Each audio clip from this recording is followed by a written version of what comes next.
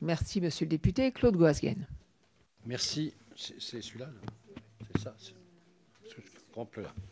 Bien, écoutez, moi je voudrais dire dès le départ, c'est celui-là, c'est ça, c'est l'autre. Hein. Je voudrais dire que je suis totalement solidaire avec mon collègue Meir Habib. Totalement. Et je voudrais vous dire même que je voudrais saluer le peuple juif. Et mon grand regret, c'est de ne pas être juif moi-même. Je suis totalement solidaire du peuple juif et d'Israël.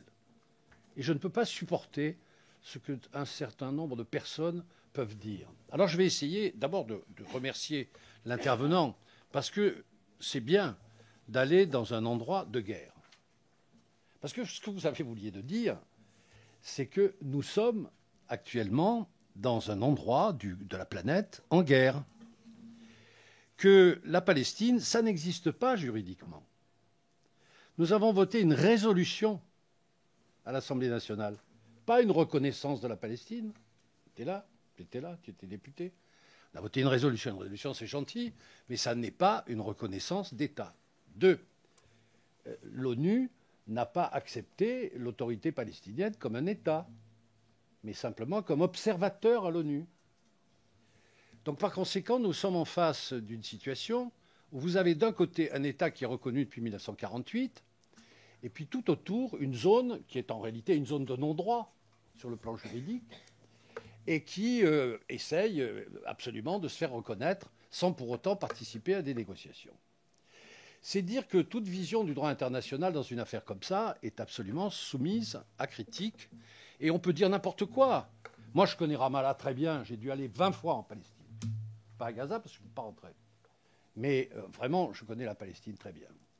Et je l'ai dit plusieurs fois, à plusieurs reprises, je trouve que le peuple palestinien est l'otage d'un certain nombre de gens à l'extérieur de la Palestine qui se servent de la Palestine pour des objets qui ne sont pas des objets directement liés à la Palestine.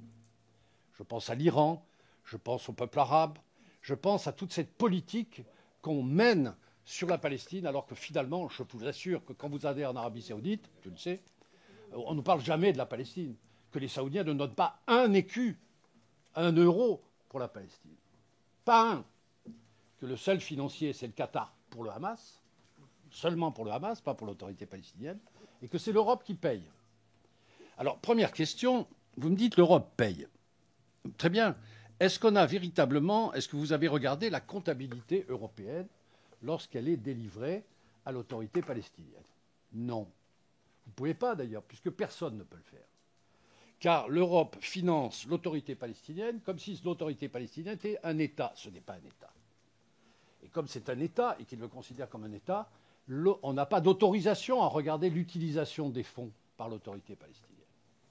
C'est ce qui explique d'ailleurs qu'Israël ait retenu une partie des fonds. Parce que ce qu'a dit Meir Habib est juste et vrai. Parce que moi aussi j'ai visité les prisons israéliennes. Hein, c'est vrai qu'un prisonnier israélien est indemnisé par l'autorité palestinienne sur des fonds de la communauté européenne pour sa famille parce qu'il a commis un attentat. C'est vrai. 2, vous avez parlé de l'enseignement. Est-ce que vous avez regardé les manuels d'enseignement diffusés dans les écoles palestiniennes? Est-ce qu'on vous en a donné? Sinon, je vous en apporte. Parce que j'étais il n'y a pas longtemps en Palestine, je peux en apporter. Regardez la tonalité des manuels scolaires délivrés dans les écoles palestiniennes. En autorité palestinienne, parce que Gaza, ça doit être pire.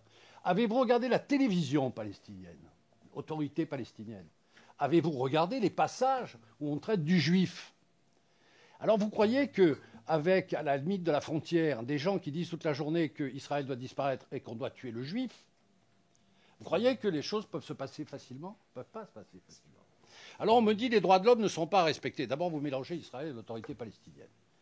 Quel est le pays au monde qui a une Cour suprême qui juge des délits militaires, des délits politiques, qui met un président de la République en prison pour 10 ans, qui met un Premier ministre en prison pour 3 ans, et qui poursuit un Premier ministre? Quel est le pays, y compris les États-Unis, qui a cette largeur en politique? Je suis juriste. Je regrette que les Israéliens ne publient pas les arrêts de la Cour suprême d'Israël. Je leur ai dit à plusieurs reprises. Vous verriez ce que c'est que des juristes qui défendent les droits de l'homme. Quant à la Convention internationale de l'enfance, je vous rappelle quand même qu'en France, nous avons des centaines d'enfants en prison. Des centaines. Beaucoup plus qu'en Israël. Parce que le droit français n'interdit pas de ne pas mettre des mineurs en prison. Et que par conséquent, ce n'est pas une atteinte à la Convention internationale, si les motifs sont justifiés. J'ai été dans les prisons. Merci de conclure, monsieur le député, même si je comprends très bien que chacun a envie d'avoir du temps pour exprimer. Non, c'est pas du temps. Moi, je pose des questions. Je comprends très bien, mais là, il faut conclure. Je conclus. 1. Sommes-nous en mesure de contrôler la corruption dans les pays palestiniens? 2. Sommes-nous en mesure d'assurer une indépendance sur le plan scolaire des manuels palestiniens? 3. Est-ce que nous sommes en mesure de vérifier que les conditions d'obtention et du point de vue juridique du droit, l'application du droit pénal soient contraires au droit international? OK. Merci beaucoup. Merci beaucoup. Monique.